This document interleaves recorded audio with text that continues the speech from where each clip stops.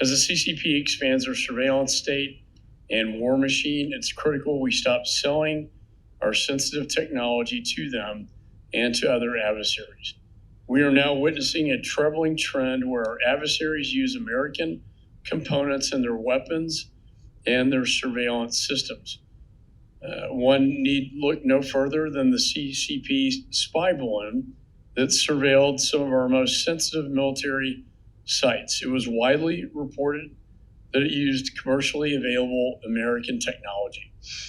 We're beyond the point of a wake-up call. Americans' adversaries are using American innovation to undermine U.S. national security interests and our allies and our democratic values.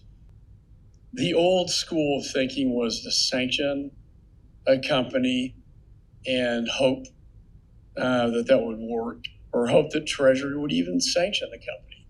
And even if they did, they could change the name of the company overnight and the sanction has no force and effect. You and I talked about this sector-based approach. AI, quantum, hypersonics. Can you explain to this committee why that approach is superior to the old-fashioned approach of the OFAC Treasury sanctioning a company only to see it change its name overnight? Establishing a technological cut line and saying anything above this cut line should not be allowed in China because I can't tell its use case is way more effective. It's more effective for industry because they can understand where that line is and they can then plan out what their business opportunities are.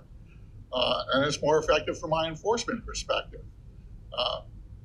Sanctions, export controls, using the entity list is a whack-a-mole game where, to your point, people change and then we have to go after the next one, which we're happy to do, but it's way more strategic to go after it on a sector technological basis.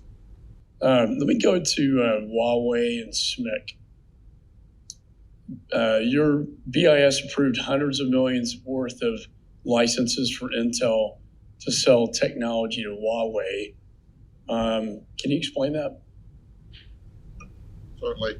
The Huawei and SMIC rules that are in place were actually put in place in the previous administration.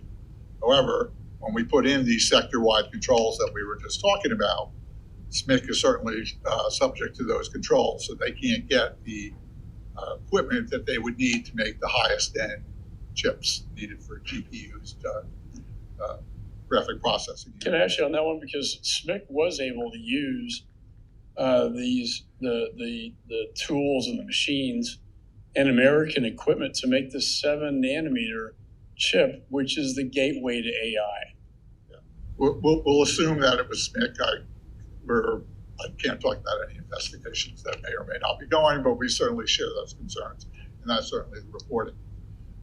There's a process to do that. It is a low-yield process. It certainly would not be viable in any commercial company trying to sustain that process. And of course, they did access tools before we put in our tool controls, not the highest-end tools, but the level just below that.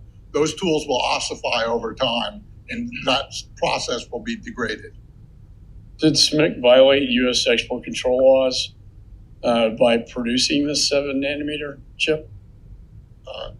It's potentially yes. We'll have to assess what the outcome of whatever. Yeah, I mean, I'm not a scientist, but I would say they did.